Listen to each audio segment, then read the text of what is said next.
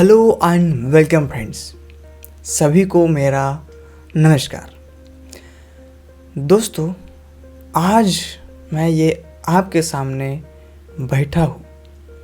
ये भी एक ये जो सारी चीज़ें जो मैं आपके सामने कुछ चीज़ें बोल रहा हूँ, ये पहले से ही तय था।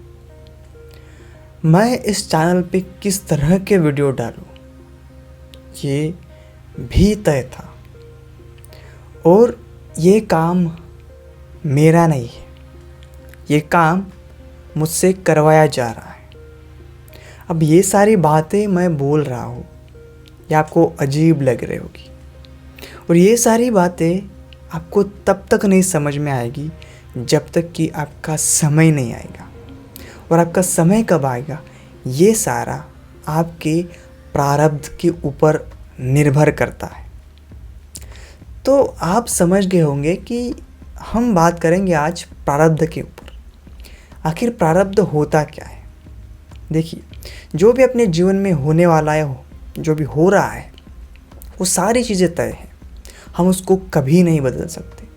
ठीक वैसे ही प्रारब्ध यानी हमारा नसीब, हमारा भाग्य, जो हमारे नसीब में लिखा है। हम बोलते हैं अक्सर कि हमारे भाग्य में जो लिखा है, जो नसीब में लिखा है, वही होगा। ऐसे बहुत सारे लोगों से हम सुनते हैं जो हमसे बड़े होते, बट हमें विश्वास नहीं होता कि ये नसीब भाग्य कुछ नहीं होता। मेरा भी जो पहले जो विश्वास नहीं था इन चीज़ों पे, क्योंकि मेरा समय आने का था। अब मेरे प्रारब्ध में जो लिखा था उसका फल मुझे मिल रहा है। फल क्या? फल ये कि मुझे अब समझ में आ रहा है कि ये सारी चीज़ें एग्जिस्ट करती है। तो प्रारब्ध मतलब जो हमारे पिछले कर्म, जो हमारे पिछले जन्म के जो कर्म होते हैं, जो हमने पिछले जन्म में किए, या फिर हमारे भूतकाल के जो कर्म होते, उनका जो फल हमें मिलना होता है, उनका जो प्रकटीकरण होता है, वो होता है प्रारब्ध, जो कि हम अभी इस जन्म में वर्तमान में भुगत रहे हैं। तो ये समझ लीजिए कि इसीलिए हम कहते हैं कि, या फिर आप कहीं भी तो सुना होगा कि सारी चीज़ें फिक्स है, सारी चीज़ें तय है। कल क्या होने वाला है ये भी फिक्स है, कल पिछले भूतकाल में क्या हुआ ये भी फिक्स था, ये भी तय था। ये सारी चीज़ें हमारे प्रारब्ध के कर्म के ऊपर ही तय होती है। अब मान लो कि आपको सुबह को कहीं तो जाना है, आपकी एक अर्जेंट मीटिंग है, आपको एक ट्रेन पकड़नी है सुबह की 7 बजे की, और आपको उस ट्रेन से जाना है। पर आपने अलार्म लगाया, लेकिन कुछ दिक्कत आई और अलार्म बजा ही नहीं, और आप 7 बजे के 7 बजे आप उठे नहीं, 8 बजे आप उठ गए, आपकी ट्रेन मिस हो गई, आपकी मीटिंग भी मिस हो गई। तो अगर आप अपने घर वाले किसी दूसरे को दोष देते कि आपके वजह से मेरी ट्रेन छूट गई, आपने मुझे जगाया नहीं, अगर आप जगाया होते, आप मुझे नींद से जगाया होते, तो आज मैं अपनी ट्रेन पकड़ लेता और मीटिंग अटेंड करता। लेकिन आपकी वजह से सारी चीज़ें हो गई, और आप आर्गूमेंट करते अपने घर वालों से। तो ये सारी चीज़ें व्यर्थ है, क्योंकि जो होना था वो होकर ही रहता है। आपके प्रारब्ध के कर्म के अनुसार ही आपकी वो मीटिंग छूटनी थी, आपकी वो ट्रेन छूटनी थी। इसीलिए बिना किसी बात के झगड़ा या फिर चिंता करना व्यर्थ है सारी चीज़ें।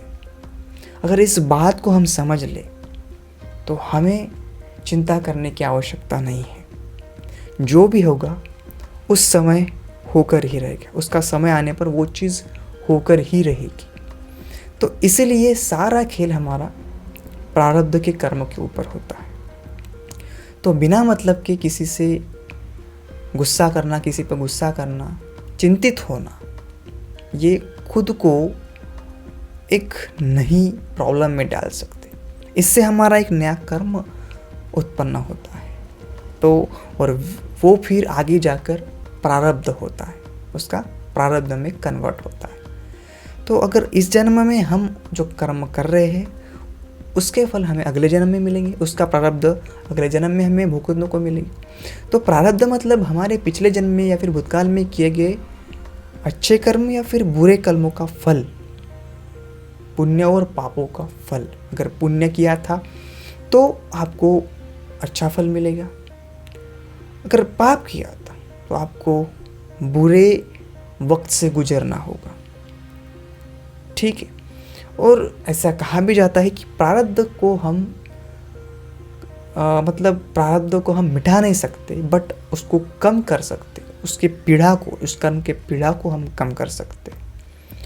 तो अगर हम सोचें कि सारी चीज़ें इस कर्म के खेल पर है तो हमें चिंता करने की कोई आवश्यकता नहीं, हम उस चिंता से मुक्त हो जाएंगे। हम मन ही मन सोचेंगे कि अगर कोई बस लेट हो गई, कोई ट्रेन लेट हो गई, कोई अच्छा मौका हाथ से निकल गया, तो हम बिना मतलब के स्ट्रेस लेते, चिंता करते, अरे वो हमारे भाग्य में था ही नहीं, हमारे हाथ में वो था ही नहीं।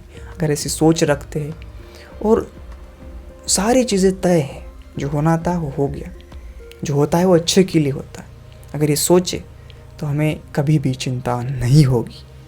तो ये सारी बातें अब धीरे धीरे अगर हम समझ जाए और इन बातों को अच्छे से समझ के अपने जीवन में लागू करें तो जीवन बहुत सुंदर हो जाएगा। तो आशा करता हूँ कि इस वीडियो के थ्रू आपको कुछ अच्छी जानकारी मिली होगी।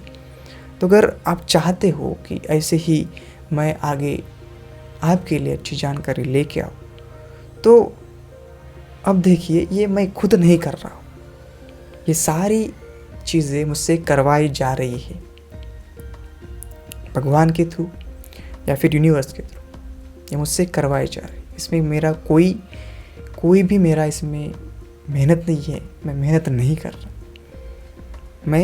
मुझसे ये सारी चीज़ें बुलवाई जा रही है, ये मैं खुद नहीं बोल रहा, ये भी बुलवाई जा रही है, ये भी मेरे प्रारब्ध का भी हिस्सा हो सकता है, ठीक है। तो मिलते हैं ऐसे ही इंटरेस्टिंग टॉपिक लेकर अगले वीडियो में। आपका बहुत बहुत धन्यवाद। Thank you so much.